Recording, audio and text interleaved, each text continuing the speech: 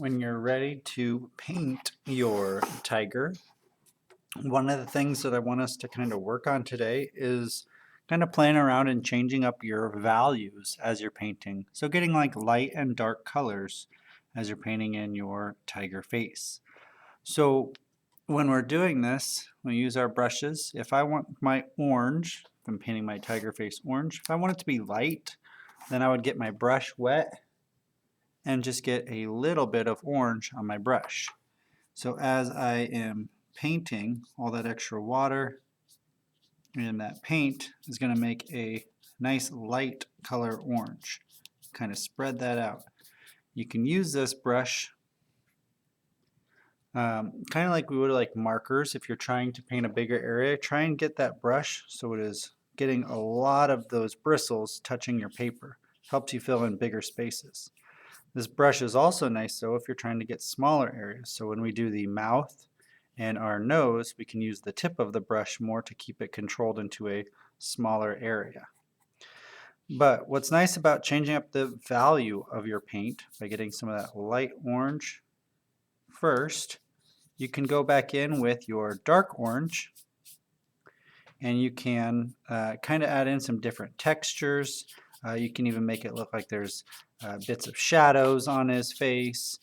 Some areas might be darker, some areas might be lighter. So it's just a way to kind of add some different textures and stuff like that. So if I wanted my orange to be a little bit darker, all I would need to do is just use less water and more paint. So if I just go back in now and load up my brush with a lot of orange, get it really covered in that orange paint, it's going to give me a lot darker of an orange. So you could go in, again, if you wanted this to be maybe more of a shadow on one side of its face, so you might have a little bit of that dark color kind of by the edges. Kind of might help add a little more depth or realism to your picture. You can kind of see the difference between my dark orange and my light orange as I'm doing this. So when I am finished with the orange around the face, we'll be doing the nose and the mouth as well, just kind of filling in some black parts there.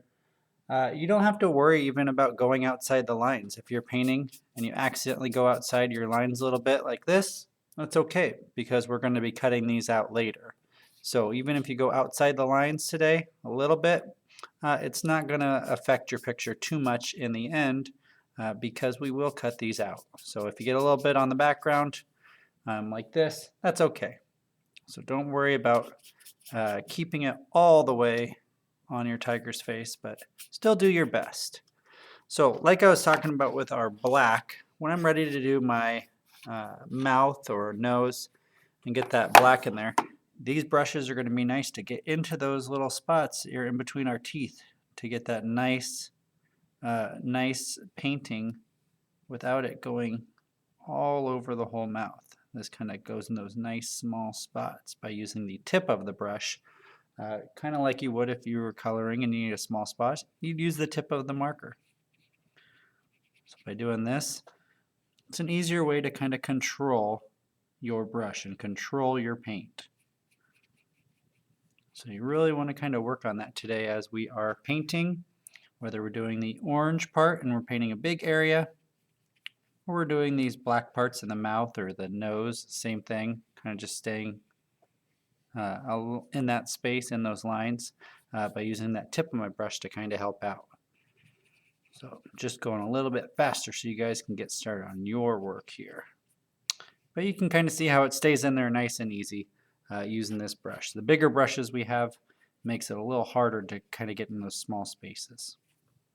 So once we're all finished up, when our tiger is all done, we can go through and once it's kind of dried off a little bit, we're going to cut out our shape. If you need to cut a little safety bubble around it, you can, or if you want to cut right on your lines, you can do that as well.